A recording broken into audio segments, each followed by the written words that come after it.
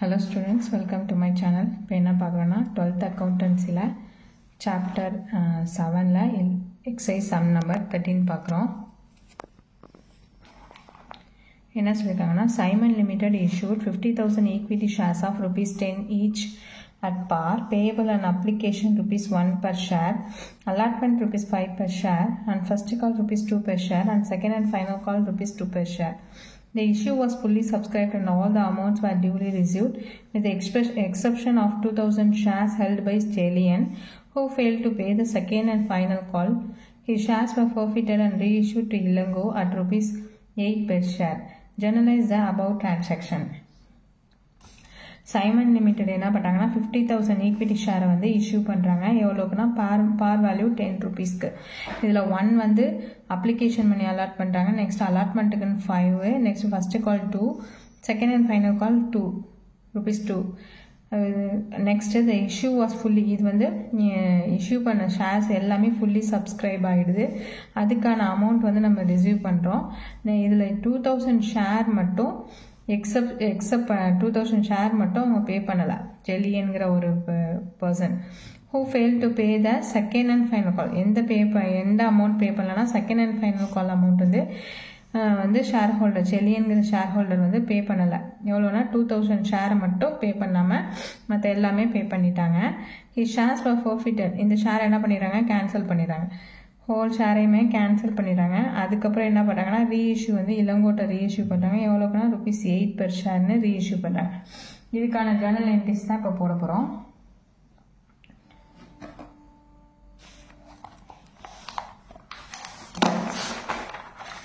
Sum number 13.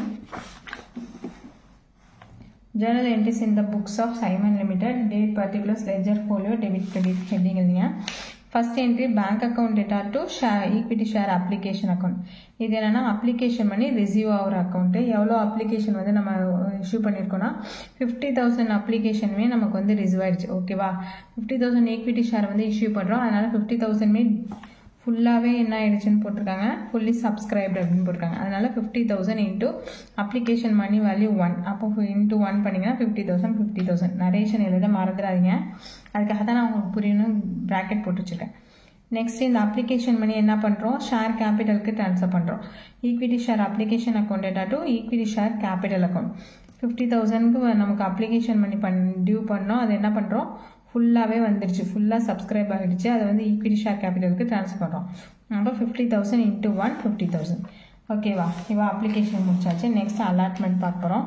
அலாட்மெண்ட்டுக்கு என்னது, due அமௌண்ட்டுக்கான entry equity share allotment account debtor to equity share capital account. 50,000 share, allotment money value வந்து ₹5. அப்போ 50,000 into 5 2,50,000 2,50,000.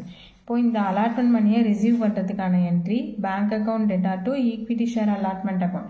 50,000 into 50,000 வந்து share equity share ₹5 allotment amount ஃபுல்லாகவே நம்ம என்ன பண்ணிட்டோம், ரிசீவ் பண்ணிட்டோம். 2,50,000 நெக்ஸ்ட் இப்போ அலாட்மெண்ட் முடிச்சு நெக்ஸ்ட் ஃபர்ஸ்ட் காலுக்கு வரோம்.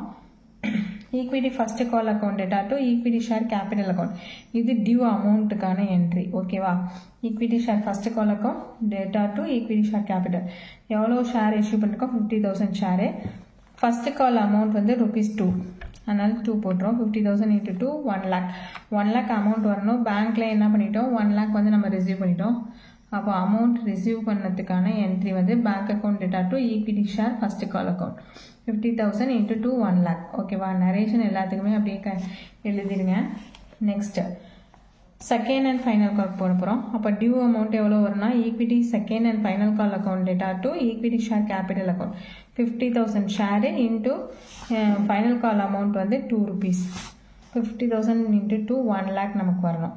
இப்போ இது என்ன பண்ண போகிறோம், நெக்ஸ்ட் என்ட்ரி நமக்கு அமௌண்ட் ரிசீவ் ஆகினதுக்கான entry bank account debtor to equity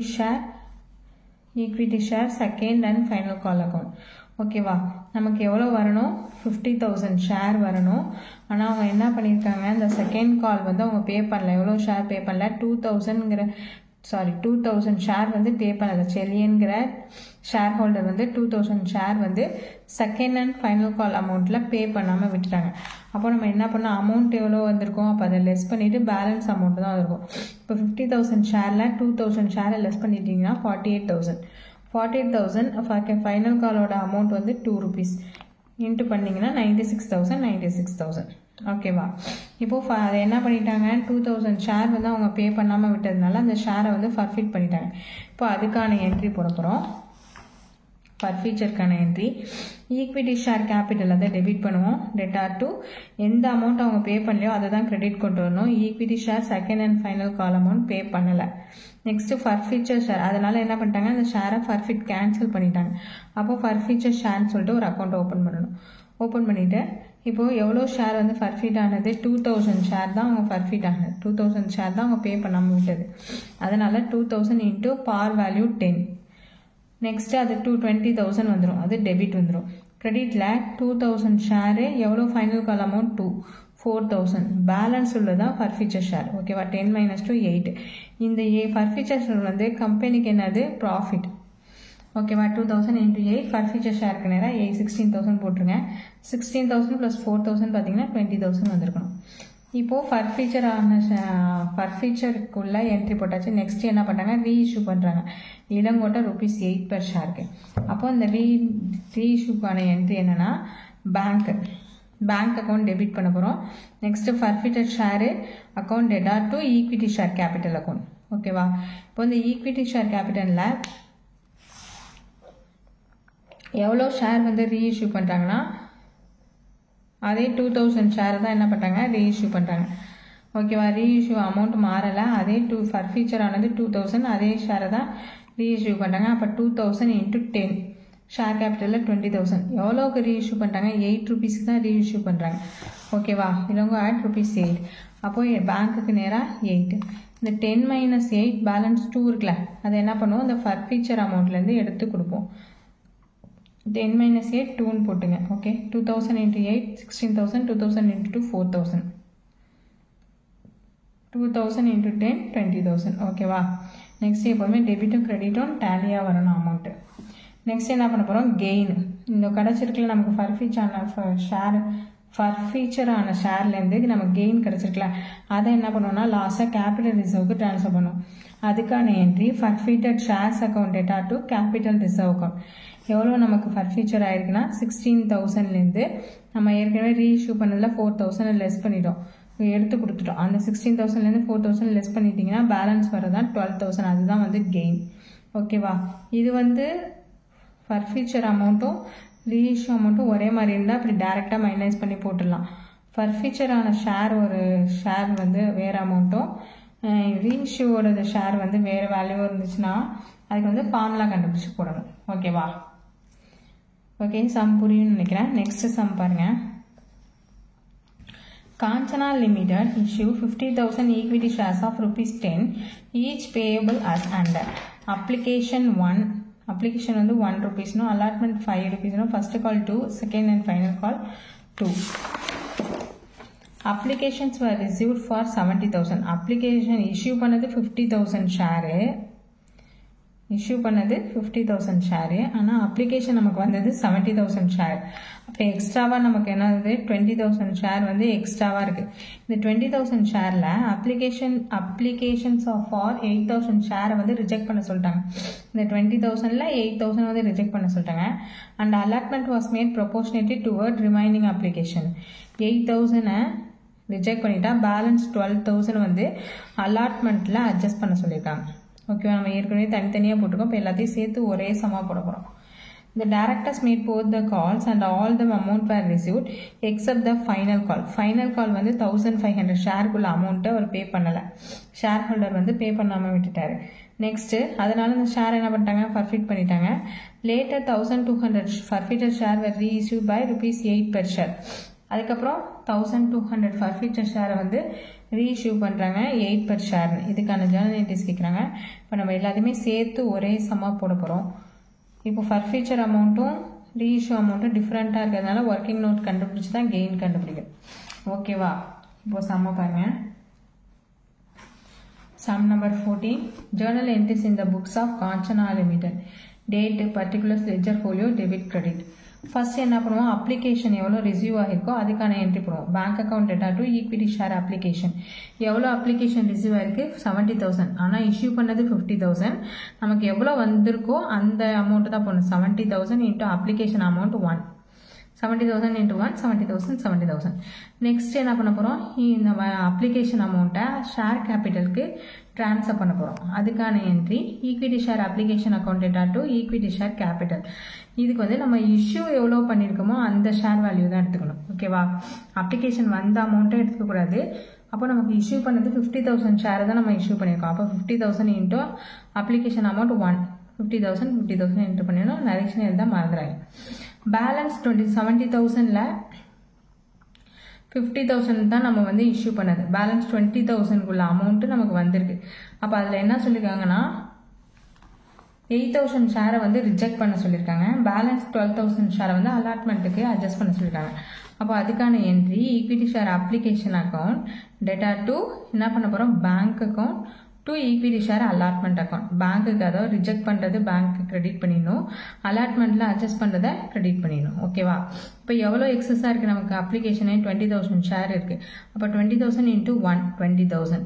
இதில் 8,000 வந்து ரிஜெக்ட் பண்ணுறோம். 8,000 இன்ட்டு 1 8,000. பேலன்ஸ் 12,000 ஈக்விட்டி ஷேர் அலாட்மெண்ட்டுக்கு அட்ஜஸ்ட் பண்ணுறோம். ஓகேவா, இந்த என்ட்ரி புரியுதா? வெரி வெரி இம்பார்ட்டன்ட் என்ட்ரி, நல்லா புரிஞ்சுங்க. இப்போ நெக்ஸ்ட் இப்போ அப்ளிகேஷன் எல்லாம் முடிஞ்சிச்சு. நெக்ஸ்ட் அலாட்மெண்ட்டுக்கு வருவோம். Equity share allotment account debtor to equity share capital account. இது டியூ அமௌண்ட்டுக்கான என்ட்ரி. 50,000 ஷேரு இஷ்யூ பண்ணது. அலாட்மெண்ட் அமௌண்ட் ஒரு 5 rupees. நமக்கு 2,50,000 வரணும்.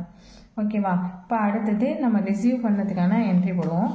Bank account debtor to equity share allotment amount receive பண்ணதுக்கான என்ட்ரி. இப்போ நமக்கு எவ்வளோ வரணும், 2,50,000 வரணும்.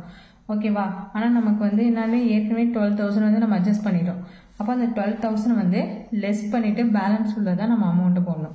2,50,000 வரணும். மைனஸ் ஏற்கனவே அட்ஜஸ்ட் பண்ணோம் ஷேர் அலாட்மெண்ட்டுக்கு. நான் அந்த 12,000 லெஸ் பண்ணிட்டா 2,38,000 2,38,000. ஓகேவா, கிளியராக இருக்கா?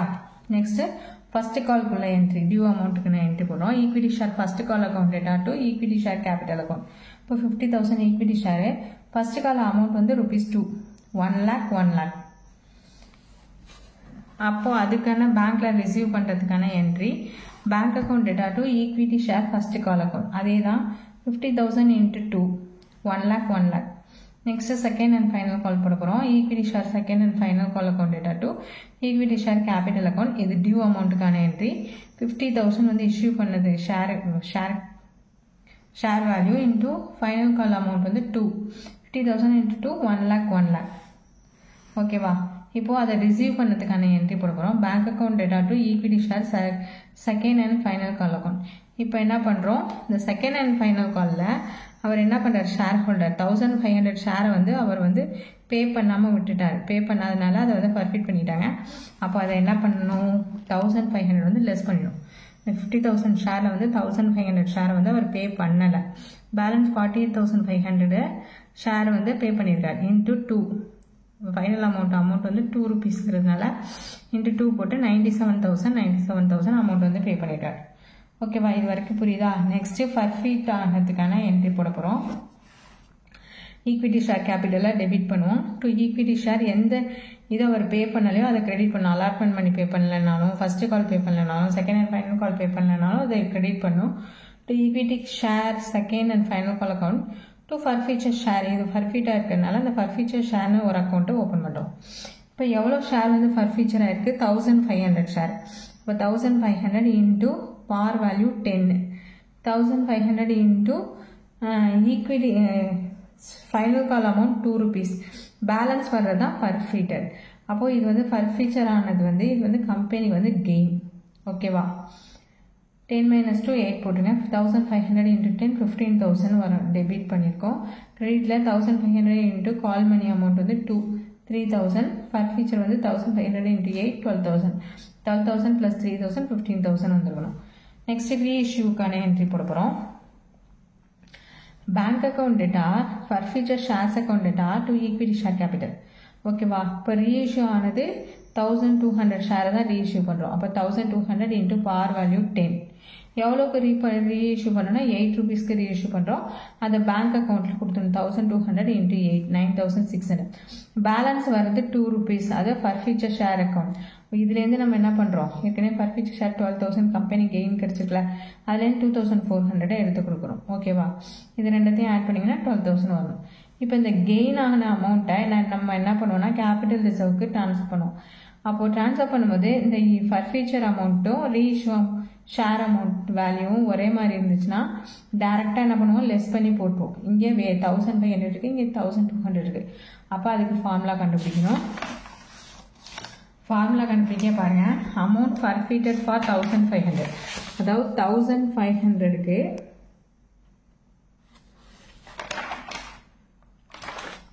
1500 ஷேருக்கு எவ்வளோ கிடச்சிருக்கு, 12,000 கிடச்சிருக்கு.